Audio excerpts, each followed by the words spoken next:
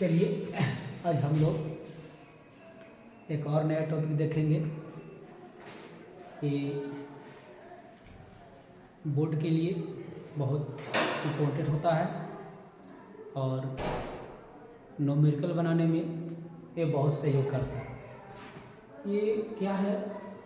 वैद्युत द्विध्रुव के कारण निरक्षीय स्थिति में विद्युत क्षेत्र की तीव्रता, ये थोड़ा सा दिक्कत पैदा करता है क्योंकि थोड़ा सा लेंदी टाइप का ये टॉपिक है, लेकिन मैं चाहूँगा कि आपको मानो आराम तरीक़ा से सरल भाषा में जिसे कहते हैं समझाने का मैं प्रयास करूँगा। आपको समझ में आ जाएगा, लेकिन परंतु नहीं रहेगा। चलिए देखते हैं।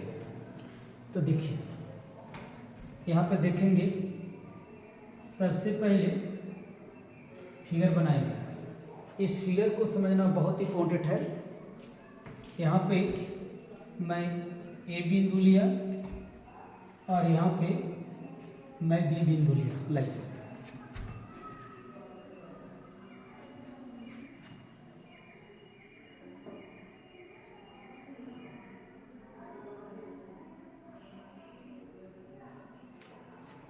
लाइए गिलास और पी लेते हैं। पियाइए रहे हैं तब पिए लेते हैं।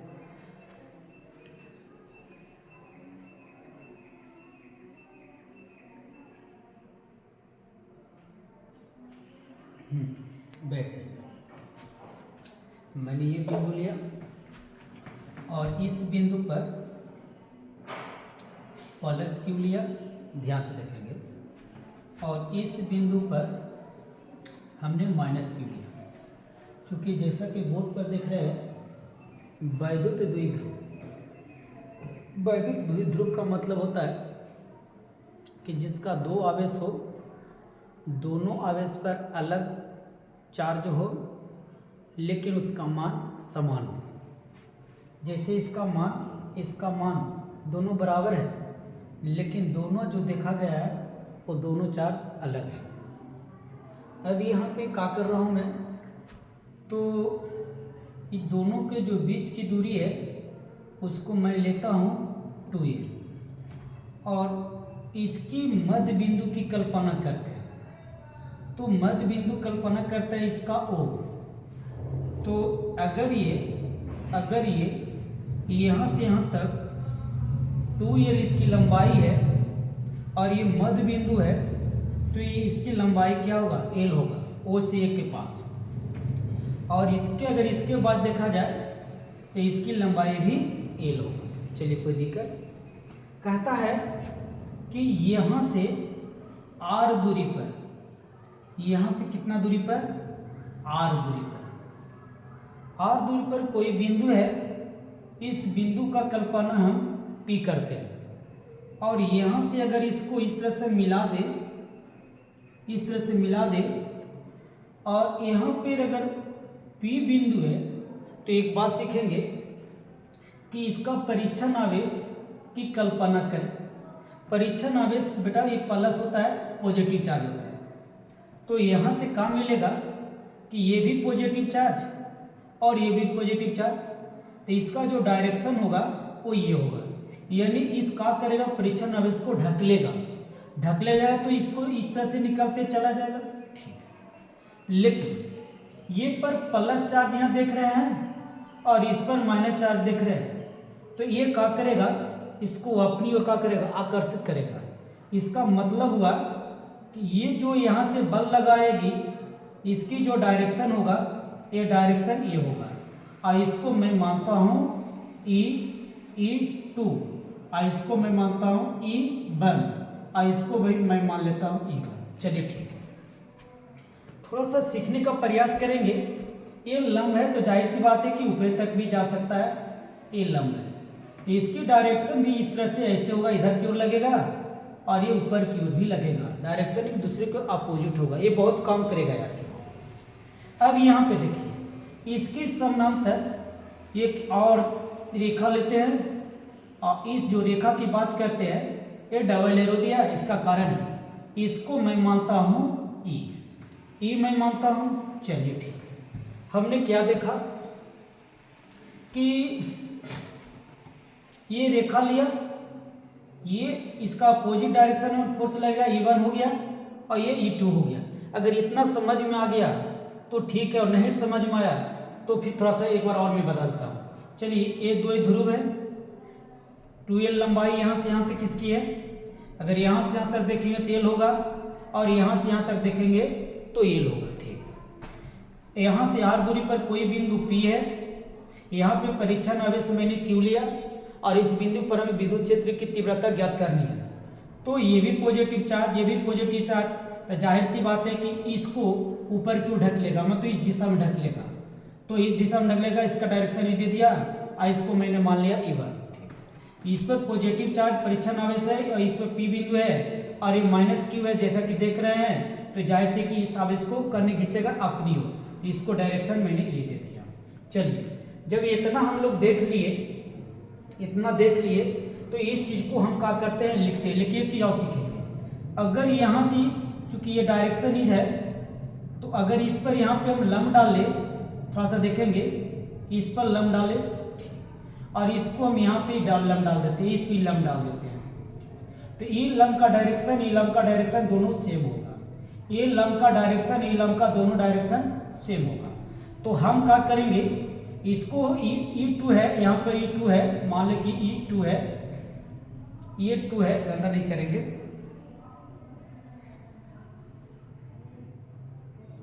E2 है, चलिए ये मान लें 2 है। तो एक बार मैंने क्या करूंगा, इसको हम E लंब निकालेंगे, और एक बार इसको हम लंब E निकालेंगे, और दोनों को जोड़ेंगे। इसको आधार, त्रिभुज के लिए आधार यहाँ से निकालेंगे, और ये त्रिभुज के लिए आधार यहाँ से निकालेंगे। तो चलिए, अब इसको हम बारी बारी से जितना चाहिए आप फिगर में देख रहे हैं मैं लिखता हूँ।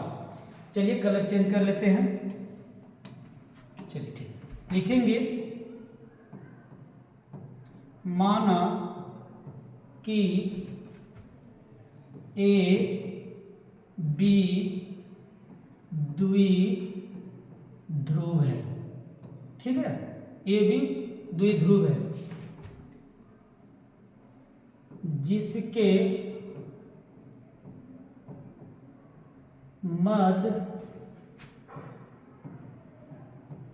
बिंदु O, जिसके मध्य बिंदु O से R दूरी पर कोई बिंदु P है, जहां हमें विद्युत क्षेत्र की तीव्रता ज्ञात करनी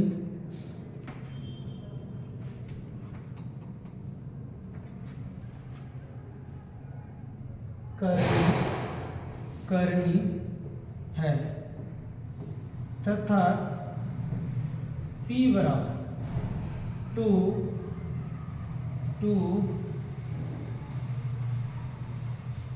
P बराबर होता है 2AQ। चलिए ठीक है, 2A कुछ बराबर होता है, P बराबर होता है। अब यहाँ पे देखेंगे, नहीं क्यों, अब यहाँ पे देखेंगे इतना जो देखा, तो एक बात सीखेंगे, ई आर दिया हुआ है और ये दिया हुआ है। अगर ये देखा जाए लंब है तो ये 90 डिग्री का कोण होगा, जी हाँ होगा। तो ये कर्ण है, तो जाहिर सी बात है कि इसके अंदर वाला होगा वो L² प्लस R² होगा। ठीक, मैं बताता हूँ कैसे होगा। इसकी कल्पना किया जाए तो दोनों सेम है, ये भी L² प्लस ये भी R² होगा, बिल्कुल होगा। कैसे भाई, तो थोड़ा सा यहाँ पे देख लेंगे, कर्ण बराबर होता है √अंडर लंब स्क्वायर प्लस आधार के स्क्वायर। तो चलिए लंब आर है, आधार एल है, तो जाहिर सी बात है मिलेगा। ठीक, आराम आराम से समझेंगे, जहाँ पे समझ में नहीं आवेगा तो ऐसा एहसास अगर मुझे हो गया तो खुद मैं बता दूंगा, और नहीं तो फिर कमेंट करके बताएंगे। ठीक, चलिए अब मुझे क्या करना है, अब इसके बारे में मैं सोचूंगा, और अब मैं ये निकालता हूँ, ये उसके बाद मैं ये निकालूंगा, उसके बाद ये त्रिभुज में ये निकालूंगा, ये त्रिभुज में ये निकालूंगा, और ये त्रिभुज में बेस निकालूंगा, बेस ये निकालूंगा। तो चलिए मैं निकालना चाह रहा हूँ यहाँ पे क्या, cos थीटा बराबर होता है आधार बटा कर्ण। बाबू मैं बताना चाह रहा हूँ ये लंब है, आई 90 डिग्री है, तो जाहिर सी बात है कि ये कर्ण होगा। अगर यहाँ पे लंब डाला गया है तो जाहिर सी बात है कि कर्ण होगा। ठीक है, अगर ये कर्ण होगा तो ये क्या होगा, आधार होगा, और ये लंब होगा। जीरा पर लंब पड़ता है वह रेखा क्या होता है बेटा, आधार होता है। ये आधार है ना, इसका डैश डबल मानेंगे, तो ये आधार होता है, लंब होता है, कर्ण होता है। तो cos थीटा से अगर हम चल रहे हैं तो cos का मतलब होता है आधार, और tan का मतलब होता है लंब। पीछे हमने पिएंगे, अरे देखो, हाँ, tan का मतलब होता है लंब और cos का मतलब होता है आधार। तो चलिए यहाँ पर हम देख रहे हैं, तो यहाँ पर हम लिखते हैं ये cos थीटा बराबर आधार, यहाँ से आधार हुआ, तो यहाँ पर हम क्या लेते हैं, आधार लेते हैं। बेटा इसके लिए चलते तो कर्ण कितना मैं लेता हूँ, E1 लेता हूँ, क्योंकि E1 के डायरेक्शन में है। अगर इसके हम नीचे 1 मान ले तो ये जो होता है आधार बराबर क्या मिलेगा, E मिलेगा E1, और यहाँ से मिलेगा cos थीटा। चलिए यहाँ पर मैं लिख देता हूँ E1 और cos थीटा। ठीक है, देख लिए इस डायरेक्शन के लिए E1 क्या लिखा, cos थीटा। आगे बढ़ते हैं, अब इस त्रिभुज की बात करते हैं, तो फिर वही नियम अपनाएंगे, cos थीटा बराबर फिर लिखेंगे आधार बटा कर्ण। बेटा चाहूँ तो मैं डायरेक्ट यहाँ लिख देता 2 बार cos, लेकिन मुझे लगा कि ना थोड़ा सा लंबा जाएगा, टाइम ज़्यादा लगेगा, कोई बात नहीं, पढ़ने वाले लंबा ज़्यादा टाइम से नहीं डरते, वो सोचते हैं मुझे समझ में आना चाहिए, तो मैं वही काम कर रहा हूँ। मेरे को अंदर से दिमाग कहता है कि मैं समझा दूँ। चलो ठीक है, तो फिर इसके नीचे अगर 1 माने तो यहाँ पर ही अच्छे का स्टेप आगे बढ़िए, क्या होगा, तो फिर यहाँ लिखते हैं cos थीटा बराबर, ये आधार को आधार हम छोड़ दे और कर्ण किसको ले तो हो जाएगा E2। बेटा देखो E वाला ही है ना, E डायरेक्शन इस दिशा में ना, ये हो जाएगा E2 है ना। ठीक है, तो अब इसके नीचे 1 मानेंगे तो आधार बराबर हो जाएगा क्या, E2, और यहाँ पर हो जाएगा cos थीटा। तो चलो ये डायरेक्शन जो चल रहा है चलते रहेगा, यहाँ पर कोमा के साथ लिखेंगे E2, और यहाँ पर लिखेंगे cos थीटा। चलिए क्लियर हो गया, आपको पता चल गया E1 और E2 कहाँ से आया। बेटा ये आधार दोनों के लिए निकलेगा, ऊपर के लिए और नीचे के लिए। वही प्रक्रिया इस लंब के लिए चलेंगे, इस लंब के लिए चलेंगे, और दोनों को एडजस्ट करेंगे और उसको यहाँ लिखेंगे और इस बिंदु पर लिखेंगे। चलिए क्या होगा से यहाँ पे मैं चल रहा हूँ tan थीटा बराबर लंब बटे आधार, तो यहाँ पर चलिए tan थीटा ये लंब रहेगा, सॉरी लंब बटे आधार नहीं होता, लंब बटे कर्ण होता है, गलती हो गया। चलिए तो यहाँ पे क्या लिखे, लंब बटे कर्ण, तो यहाँ पर लिखेंगे tan थीटा बराबर लंब रहेगा।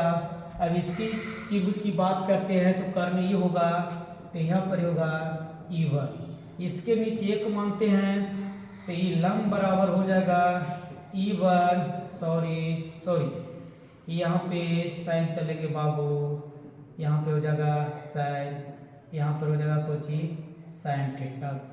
चलिए फिर रब कर देते हैं, गलती होती है। चलिए देख लीजिए क्या लिखेंगे, साइन थीटा बराबर लंब बटे कर्ल। तो यहाँ पर देखिए फिर लिखेंगे साइन थीटा बराबर लंब बटे कर्ल। अगर इसके लिए चल रहा है तो यहाँ होगा ई वर्ग। तो लंब बराबर क्या होगा, लंब बराबर क्या होगा, लंब बराबर क्या होगा ई वर्ग साइन थीटा। और इस त्रिभुज में भी चलेंगे तो फिर लंब बराबर क्या होगा E2 तेरा क्या होगा E2 साइन थीटा। तो अब देखिए अगर ये त्रिभुज के लिए चले हैं, ई जो यहाँ पे देख रहे हैं इसके लिए हो जाएगा, इसके लिए हो जाएगा E1 साइन थीटा। यहाँ के लिए देखिए क्या हो जाएगा, इसके लिए चले हैं तो ये हो जाएगा E2, ये हो जाएगा साइन थीटा। चलो बेटा इसका डायरेक्शन ऊपर की ओर है और इसका डायरेक्शन नीचे की ओर है। अगर ऐसे भी समझो कि जब डायरेक्शन एक दूसरे के अपोजिट होते हैं तो एक दूसरे को निरस्त कर देते हैं। दूसरी बात मैंने क्या देखा, तो चलिए जो भी देखा सब ठीक देखा। अब यहाँ से ये दो बिंदु बन रहा था तो थोड़ा सा यहीं पे हम निकाल लेते हैं या आगे चलते हैं। चलिए ठीक है, निकल गया। अब यहाँ पे देखिए मेरे को, अब यहाँ पे चलिए यहाँ पे लिख रहे हैं E1 बराबर 1/4 पाई इप्सिलॉन 0। और यहाँ पर ई बिंदु लेते हैं और इस बिंदु लेते हैं, बीच की दूरी ये होती है और E1 निकालते हैं। तो यहाँ पर क्या हो जाएगा 1/4 इप्सिलॉन क्यू बटा root under A square plus R square के स्क्वायर। कैसे होता है तो यहाँ से कल्पना करना, चूँकि हम ई बराबर पढ़े हैं, क्या पढ़े हैं, प्रूव किए हैं 4 पाई इप्सिलॉन 0 क्यू बटा आर स्क्वायर। तो जब यहाँ आर स्क्वायर है और यहाँ पे दो बिंदु हम ले रहे हैं और एकल दूरी ये है आर के जगह पर, तो एकल स्क्वायर होगा ना। तो चलिए इससे मैं इसको क्या करता हूँ, काट देता हूँ। तो हमको ई बराबर फाइनल में क्या मिलेगा 1/4 पाई इप्सिलॉन 0 क्यू बटा L square plus R square. अब आगे क्या कर रहे हैं, ठीक उसी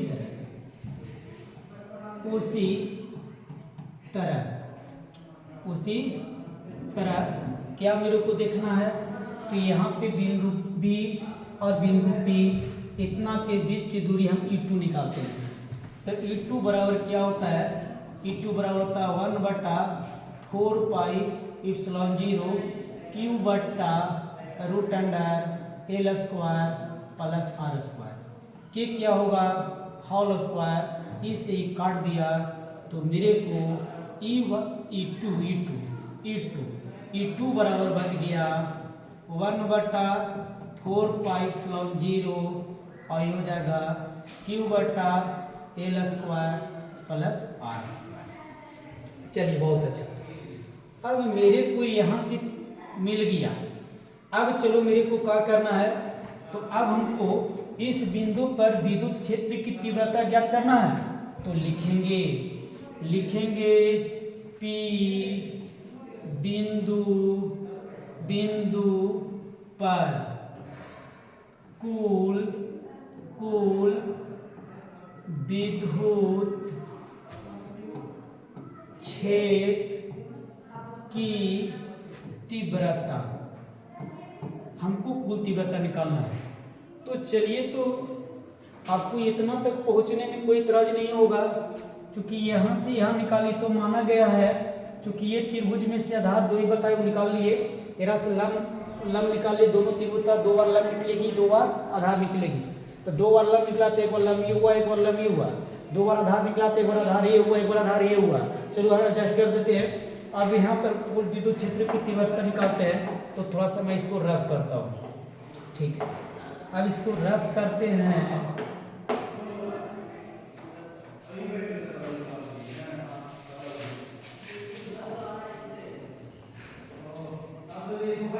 ठीक है, समझ में आ रहा है जी? बोलिए, बोलो नहीं यार, सच है नो सर, आ रहा है, शुक्रिया। ठीक है, अब यहाँ पर लिखते हैं तो क्या मिलेगा, तो P बिंदु पर निकालना चाह रहे हैं। यहाँ पर मैं E लिखता हूँ। अब ना E1 है ना E2 है, देखो बेटा E है E।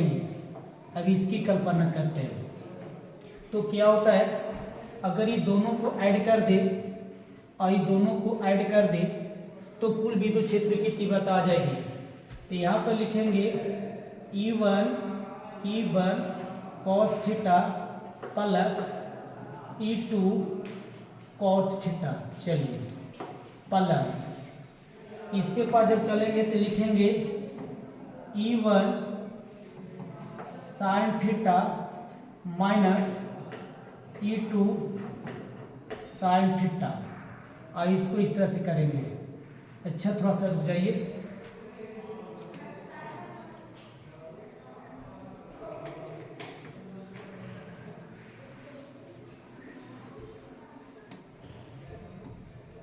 चलिए, यहाँ पे देखेंगे, लिखेंगे E बराबर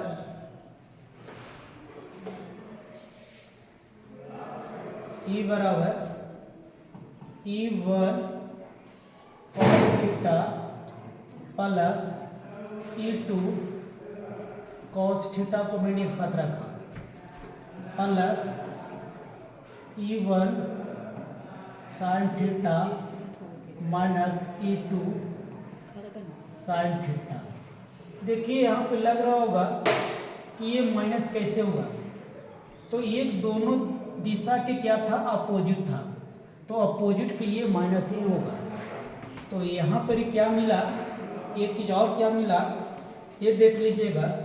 यहाँ पर लिख सकते हैं E1 बराबर E2। कैसे, देखिए, जितना E1 का मान है उतना ही E2 का मान है, आपस में इक्वल होगा। तो जब आपस में इक्वल होगा तो इस E1 के जगह पर या E2 मान भर दो, यहाँ पे E2 मान भर दो, या E2 के जगह पर E1 भर दो, E2 के जगह पर E1 भर दो, काम बन जाएगा। तो चलो, क्या मेरे को मिलने वाला है, E बराबर, यहाँ पर ही मैं रख रहा हूँ E1 और यहाँ पर लिखा cos थीटा।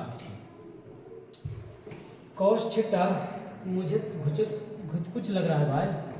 और यहाँ पे प्लस क्या होगा, यहाँ पर ले रहा हूँ E1 cos थीटा, चलो ठीक है, प्लस यहाँ पर ले रहा हूँ E sin theta minus E1 है, और यहाँ पर ले रहा हूँ E1 ये sin थीटा। क्यों कहा भाई, जहाँ जहाँ E2 है वहाँ E1 भर दिए, क्योंकि दोनों आपस में बराबर है। तो देखने से पता चल रहा है कि इसमें से इसमें चल जाएगा तो जीरो हो जाएगा। तो यहाँ पर क्या मेरे को मिलेगा, मेरे को क्या मिले, दोनों का अगर जोड़ दें तो मिलेगा 2 cos, सॉरी यहाँ पर देखिए, यहाँ पर क्या मिलेगा, लिखेंगे E1 cos थीटा प्लस इसमें से इसमें जाएगा जीरो। कैसे, E1 cos थीटा और E1 cos थीटा, तो एक यहाँ तो 2 को होगा। चलिए ठीक है, थोड़ा सा अगर ये समझ में आ गया होगा तो मैं इसे रफ करता हूँ, है ना। ठीक है, देखते रहेंगे, इन्हें समझ में आ गया होगा, चलिए ठीक है।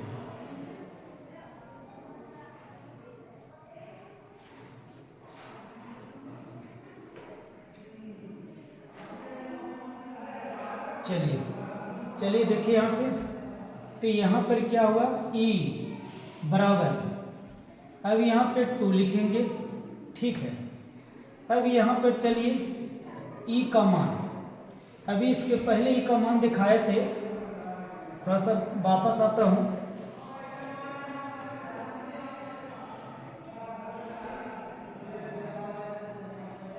देखिए अगर यहाँ पे देखा जाए, थोड़ा इसको पे रखता है, ई बराबर होता है 2 और E1 का मान, देखिए यहाँ पे ये E2 का मान, देखिए E1 का मान है क्या है, तो 1/4 पाई इप्सिलॉन 0 Q बटा L square plus R square, ठीक है।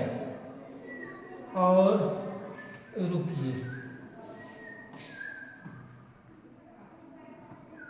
यहाँ पर लिखो E बराबर, सिर्फ 0 के चलते मुझे वापस आना हुआ, चलिए इतना ठीक, आप लोग तो समझिए जाते लेकिन मुझे अच्छा नहीं लगा। 2 गुने E1 का मान 4 पाई इप्सिलॉन 0 Q बटा L स्क्वायर R स्क्वायर, और यहाँ पर क्या हो जाएगा कॉस थीटा। अब चलिए थोड़ा सा इधर रफ कर देता हूँ।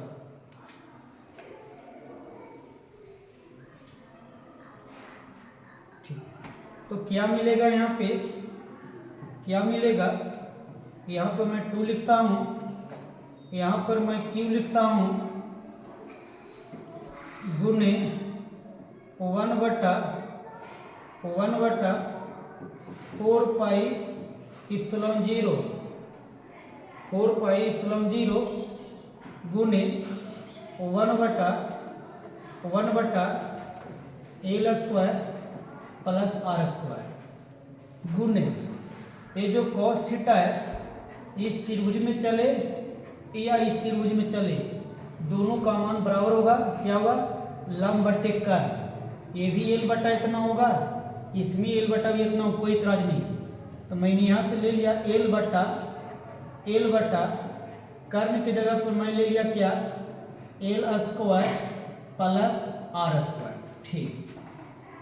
क्या मिलेगा, तो इसको मैं ऐसे लिखता हूँ, कैसे लिखता हूँ, 2L गुने ए वाला मैं Q लिखता हूँ गुने 1/, ये होगा 4 पाई इप्सिलॉन 0 गुने 1/, जरा सोचिए ये दोनों सेम है, इसको ऐसे लिखते हैं L square plus R square into, यहाँ पे देखेंगे तो ऐसे लिखेंगे L square plus R square कि 1/2, समझो तो बात, ये रूट हटेगा तो पावर में आ जाएगा, एक पर कुछ नहीं तो पावर एक छिपल है, आधार सेम रहता है तो पावर गुना में जुड़ जाता है। चलिए आगे बढ़ के देखते हैं, तो E बराबर है क्या मिला, यहाँ पे इसके पहले लिखा था 2LQ बराबर P, तो मैं इसको P कर देता हूँ बटा, यहाँ पर होगा 4 पाई इप्सिलॉन 0 और यहाँ पर होगा 1/, ये क्या होगा L square plus R square के कितना होगा 3/2, कैसे, ये दोनों जुटेगा, इराप्रोवन है, 1 + 1/2 बराबर 3/2, ठीक। अब चलिए लिख रहे हैं, यदि L का मान R से बहुत छोटा हो, क्या लिखा बाबू, क्या लिखा, L का मान R से बहुत छोटा हो, क्योंकि दोनों ध्रुव है तो EL का मान ER से बहुत छोटा हो, नगर न के बराबर, तब क्या होगा बाबू, E बराबर होगा P/4 पाई इप्सिलॉन 0, 1/, ये हो जाएगा एल का मान 0 या ना के बराबर होगा तो r² गुने 3/2, ये 2 से दूर चला गया तो क्या बचा बाबू, ई बराबर बचा 1/4πε0, और इसको मैं लिख सकता हूँ P बट्टा गुना में P/r³ बेटा यही हम लोग के व्यंजक था, इसी के लिए इतना हम चल रहे थे। तो विद्यार्थी कैसा लगा, आज यही हम प्रूव कर रहे थे। अच्छा लगेगा, अच्छा लगा होगा तो थोड़ा सा लाइक करेंगे, कमेंट करेंगे, क्योंकि आपका ही लाइक कमेंट के लिए हम लोग का इंतज़ार रहता है। तो चलो दोस्त आप लोग देख लेंगे और थोड़ा सा इस पर घर जा कर के, डेरा पर जा कर के 1-2 बार इसको वीडियो को देख करके कॉपी पर लिखेंगे। जब तक आप लिखेंगे नहीं तब तक ये समझ में नहीं आएगा, क्योंकि कहा भी जाता है कि सीखना है तो लिखना सीखें। चलिए आज की क्लास यहीं तक, मैं कल फिर मिलूँगा, तब तक के लिए धन्यवाद।